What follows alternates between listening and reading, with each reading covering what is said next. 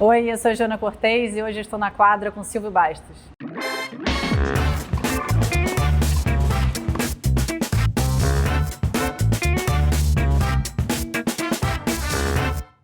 Bom, de volta aqui, conversando comigo, eu tenho hoje Joana Cortez. É uma pessoa que eu conheço desde pequena, isso faz eu me sentir um pouquinho velho, mas é uma pessoa que eu respeito muito por toda a história, por toda a trajetória e por tudo que ela fez dentro da quadra e hoje ainda vem fazendo na areia. E para começar, Joana, eu sempre costumo falar para as pessoas para elas próprias se apresentarem. Quem é Joana Cortez? Bom, um prazer estar aqui, Silvio, em primeiro lugar. Obrigada pelo convite.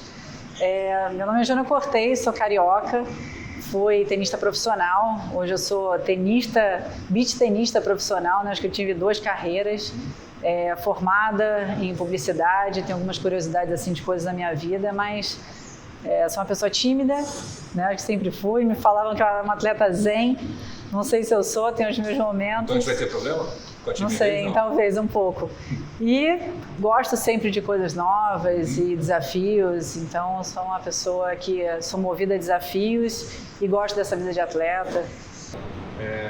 Bom, então já que você já se apresentou e antecipou a timidez, eu queria que você soubesse que eu também sou tímido, mas cara, eu acho que os desafios ou os nossos objetivos são maiores e mais fortes do que a timidez, você acaba superando.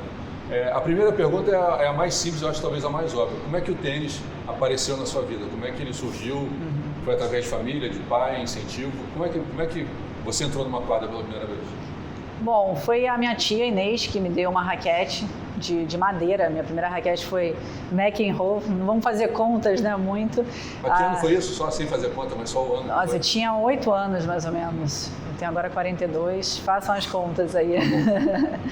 E eu e minha irmã, a gente ganhou uma raquete de tênis lá no Yacht Clube Jardim Guanabara, né? Eu sou era da Ilha do Governador, morava lá. E aí eu jogava vôlei, né? Fazia alguns outros esportes lá no clube, cresci muito dentro do clube. E aí tinha o Richard, que era um francês na época, que tinha uma escolinha de tênis lá. Exatamente. Ele é um pouquinho mais velho que eu. Ele é da idade do Átila, ele deve ter uns 3 a mais que eu. Eu lembro de eu jogando 12, ele jogava 15, 16. Aí quando eu jogava 18, eu jogava 15, 16.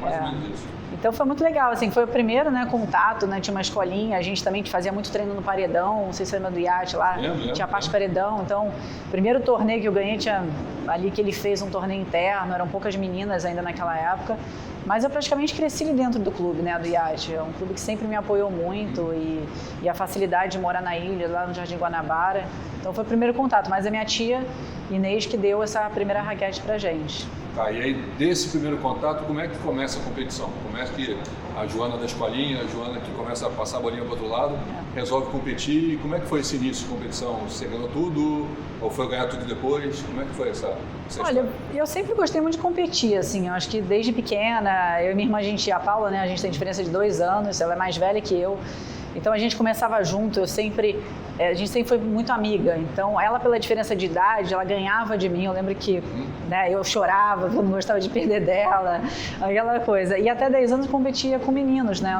aqui no Rio de Janeiro era misto, e mesmo perdendo para os meninos, jogava com o Evandro, né, o irmão do Egberto da minha época, eu chorava também quando perdia, não gostava de perder, era muito competitiva.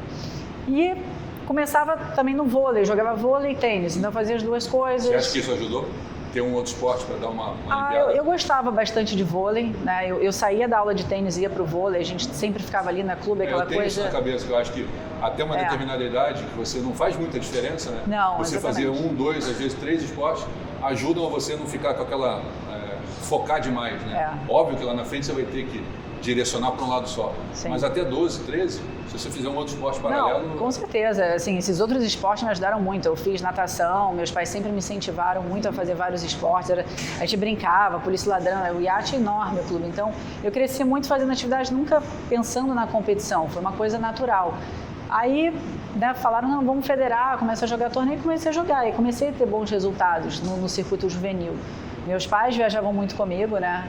A Heloísa e Vasco, o nome do meu pai é Vasco, eu sou vascaína. E aí eles viajavam muito com a gente, ia para os torneios, então era muito legal, assim, que era uma viagem em família, em competição, um processo muito natural. Vocês acabaram criando um ambiente legal. Exatamente. Transformaram o tênis e transportaram o ambiente da família para o tênis.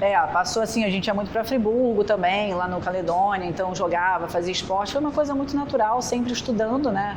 Eu e minha irmã lá na ilha, mas não foi uma coisa de competição, vou ser profissional, meus pais, né, me forçando a jogar, não foi isso, né? Não tenho nenhum profissional na família.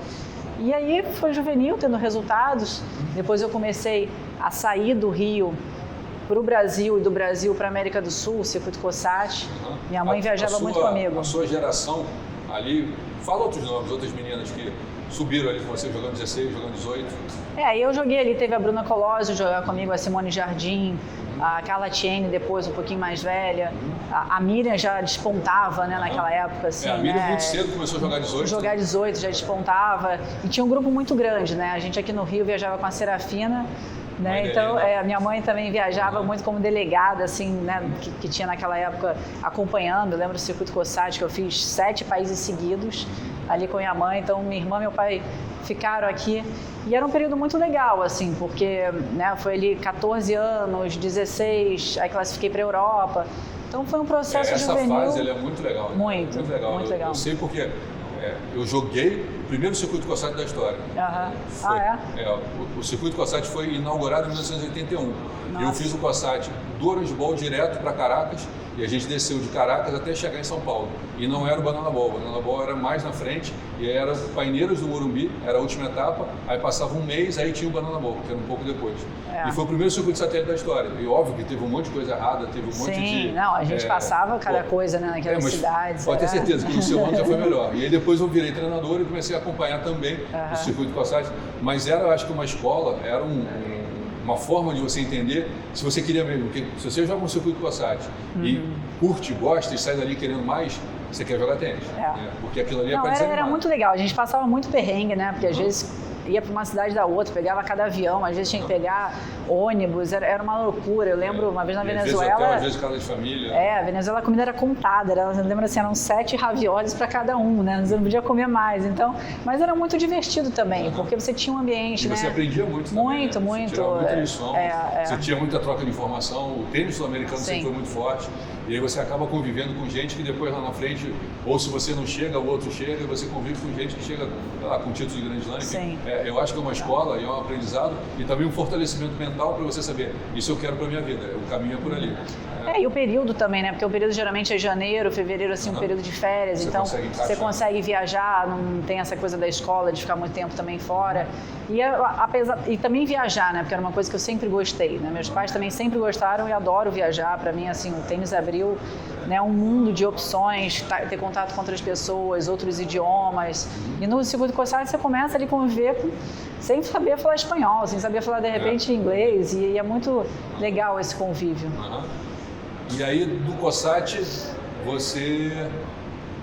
Eu lembro de uma história, nós estávamos conversando até, eu lembro de uma história, aquilo você jogou o quê? 18 do Orange Bowl? 18 anos, que você estava lá, eu lembro com mais gente, tinha mais gente, eu estava, não lembro exatamente com quem, e aí acho que você estava sem condução, sem ter como ir para os jogos, eu acabei alugando uma van um pouco maior, acabei te dando carona, eu acho que isso é uma das coisas mais legais que o tênis proporciona pra gente, cara, eu te conheci quando você tinha 12, 13 anos, até hoje a gente se conhece, se cruza, se respeita, se fala, isso eu acho que é uma coisa... Talvez o ambiente do tênis seja muito legal. Ele não é muito amplo, ele não é muito grande, mas ele é muito bacana de se conviver. Né? E aí, dali de COSAT, Orange Bowl, como é que você começa a jogar profissional, WTA? Esse Orange Bowl teve, né, esse episódio que você falou, a gente, na verdade, viajava muito sozinho, né? Sim. E não tinha o que a gente tem hoje, que é o celular e das informações de abrir um mapa e para onde a gente vai. As pessoas hoje em dia não têm ideia, né, do que a gente passou. Então, acabava que todo mundo se ajudava muito, né? Eu viajei minha carreira muito sozinha, principalmente profissional depois. Então, com 16 anos, eu tive ali, fui para o europeu, joguei o campeonato mundial também com 16 anos. Depois, com 18 anos, eu fui para São Paulo. Eu recebi um convite lá do Danilo Marcelino para treinar em São Paulo. Então, eu saí do Rio e fui para São Paulo para treinar. A Vanessa treinava lá, a Vanessa Menga, tinham outras meninas. Morei um tempo na casa da Letícia Sobral também. Eu fiquei os primeiros meses na casa dela. Porque a Letícia, na verdade, era do Rio e foi morar em São Paulo. Exatamente, mas bastante tempo antes, assim. E aí a família da Letícia me acolheu, foi uma experiência muito legal, assim, foi uma fase muito boa da minha vida, né, de aprendizagem, de ver muitas coisas, de começar realmente a treinar profissionalmente. O meu preparador físico lá era o Glaico. Eu lembro que no início eu não aguentava, assim, eu não treinava no Rio uma quantidade que Para o profissional eu estava preparada. E aí começaram os torneios também, comecei a jogar os torneios no Brasil, né, viajando ali um pouco com o Danilo. A Luciana Tella estava parando já de jogar tênis e estava um pouco na equipe do Danilo. E aí comecei a entrar no circuito profissional. Eu tinha terminado já o 2º grau, né, eu tinha a opção de ir para uma faculdade nos Estados Unidos ou tentar a carreira profissional. E eu falei, bom, vou... Tem 2 caminhos. O que te motivou a ficar e tentar e não ir pro... assim, é uma escolha difícil, né? Porque é bem difícil, porque eu tinha muitas propostas, o próprio Orange Bowl, muitas pessoas vêm, abre muita porta quando você está ali competindo, tendo resultado juvenil, mas eu também tinha sido convidada para jogar a primeira vez a Federation Cup. O Danilo me chamou. Então, assim, foi um momento que para mim, eu quero isso, eu quero, né? Sempre gostei muito de competir pelo Brasil, então eu acho que a minha motivação, poxa, eu tenho tempo ainda, eu vou tentar e seguir carreira profissional. E aí foi um processo natural também, né? Os resultados foram aparecendo e eu fui indo. E aí, nesse momento que você está no meio da carreira profissional, tem os Pan-Americanos que você joga. Sim. Como é que você coloca isso em importância para você? Medalhas, participação, com quem você jogou nos Pan-Americanos? Como é que foi essa vivência? Foi sem dúvida muito importante assim para minha carreira, né? Como eu falei, eu sempre gostei muito de jogar pelo Brasil, representar o Brasil quando eu viajava, Brasil, assim, eu tenho esse patriotismo, né? Que às vezes nem todo atleta tem, principalmente no tênis. É difícil você priorizar uma Olimpíada, um Pan-Americano, uma Federation Cup, agora Billie Jean King, né? Ou uma Davis Cup, mas eu sempre tive isso. Então, o Pan-Americano eu fui com a Vanessa Meng em 99, a gente ganhou medalha de ouro. E aí eu comecei, foi o Winnipeg, Canadá.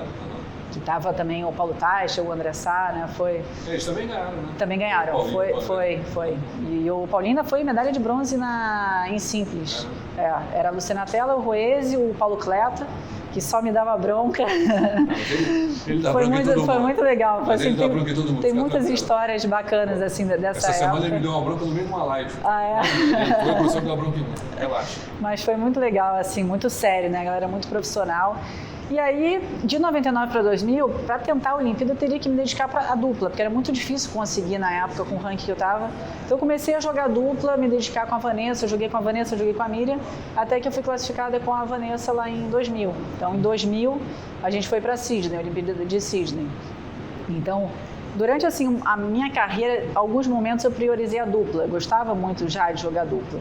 Aí teve 2003, 2003, o Pan-Americano de Santo Domingo, que eu ganhei ouro com a Bruna Colosio, que foi quando o Mary Jane ganhou lá do Rio, o Fino ganhou, tava lá, a gente depois comemorou bastante lá, foi bem legal, um calor assim, absurdo, mas foi muito legal. E aí, em 2007, o bronze com a Teliana, aqui no Rio, foi medalha de bronze, que também foi muito legal. Imagino, você tá aqui, amigo, e família. Assim, eu morava na Barra, do lado da minha casa, mas eu estava na vila, foi assim, né, uma experiência... Foi no Marapendi, né? Foi no Marapendi. Adaptaram o Marapendi, mudaram as quadras de direção. Então foi muito legal, assim, estar no Rio. Ganhou ouro também, Isso, exatamente. Então, estar em casa, competindo, né, foi realmente uma experiência fantástica. E essa parte, eu acho, por equipe, né, isso é muito marcante, eu acho que deve ser na vida do atleta, né? Eu nunca joguei nada próximo nem parecido, mas eu percebo a emoção que as pessoas que jogaram esses tipos de competição, né, que fica na vila, isso deve ter sido uma coisa muito marcante, né? Que fica, eu acho, na cabeça da pessoa com muita emoção para todo mundo, né? Sim, não, sem dúvida, assim, o Pan-Americano, ele é um pouco melhor. Quando eu fui para a Olimpíada, então, nem se fala, né? Era um sonho, assim, estar numa Olimpíada, eu nunca pensei, eu vou, né, competir para estar numa Olimpíada. Foi um processo que é muito legal, você estar ali convivendo com vários esportes, acompanhando, torcendo, né, para outros países e ter esse convívio. E a equipe é legal, né? A própria Federation Cup, na época que eu jogava, que é a Federation Cup, eu joguei 8 anos pelo Brasil. Então era uma competição que eu adorava estar. Mesmo que eu estava jogando, estava na torcida com um time ali. Eu sempre gostei dessa coisa também. E baseado em tudo isso que você falou, desde lá da menininha que começa no Yacht Clube Jardim Guanabara, até a medalhista de Pan-Americano, participante de Olimpíada, como é que é a decisão, ou como é que você chega à conclusão que é hora de parar? Como é que você... Difícil. Eu falo que a minha vida, algumas coisas são processos naturais, né? Depois que estava em São Paulo, eu fui para Campinas, morei também em Campinas, no último ano que eu estava ali no Pan-Americano aqui do Rio, né? Eu já queria começar a estudar, minha cabeça já estava um pouco assim, poxa, eu quero fazer outras coisas. Na época que eu parei, não tinha essa valorização que tem da dupla hoje. Eu acho que hoje muitos atletas conseguem se dedicar, ter patrocínio. Então, na época eu estava ali meio sem patrocínio também, queria fazer uma faculdade. Voltei a morar no Rio e falei, bom, agora vou parar, não quero mais jogar, minha cabeça já não estava, minhas prioridades já não eram mais continuar só eu competindo e eu jogando e levar aquela vida. E aí, parei e foi assim, né? Foi uma decisão tomada? Eu na verdade quando eu parei, falei, bom, eu queria ficar um tempo assim para pensar alguns meses que eu vou fazer. E aí eu lembro que em dezembro, final do ano, a mãe da Ingrid Martins, a Erca, me perguntou se eu podia dar uma assessoria para a filha dela, ajudar. Você pode ajudar minha filha, tem 12 anos, está jogando, né? Ela era lá da ilha, ela também era. E aí eu comecei a fazer uma experiência com ela, de treinar ela. E aí lá na Rio Sport, a gente meio que montou assim, um time, né, de juvenil. Eu falei, pô, quem sabe, de repente, né, posso ser um caminho de ser técnica. Eu já estava fazendo os cursos da CBT, né, já estava fazendo faculdade de educação física, eu já estava assim, mais buscando outras coisas. E aí comecei a treinar a Ingrid e a Natália Gittler. Não sei se lembra, assim, a Natália Gittler hoje, né, futevôlei, tudo que é futebol, aí a Natália é impressionante. E aí ela estava voltando da Argentina, queria alguém para treinar ela, então eu fiquei jogando dupla com ela em 2008, porque meu ranking era 160 mais ou menos de dupla, e treinando ela e a Ingrid. Então eu fiquei tendo uma experiência juvenil e profissional ali a partir de 2008 nessa situação. E foi muito legal, assim, foi uma experiência de pegar o que eu, né, sabia, minha experiência com os cursos, vendo e transformar isso para alguém. Então foi minha primeira experiência de técnica, assim, depois. Joana, dá para ficar aqui, né, se enrolando, porque um assunto puxa o outro. Cada resposta que você me dá, eu venho com 2 perguntas, mas a gente tem um tempo. A gente vai encerrar, né, nesse primeiro episódio, nessa primeira parte da nossa conversa, contando essa tua história toda dentro de uma quadra de tênis. E a gente vai voltar na semana que vem contando o que você acabou vindo a fazer depois da quadra de tênis e o que faz até hoje. Tá? Obrigado pela presença. Obrigada. É sempre bom estar falando de tênis, principalmente com alguém que tem uma história tão bacana dentro da quadra de tênis. E vocês continuem acompanhando, curtindo, se inscrevendo no canal.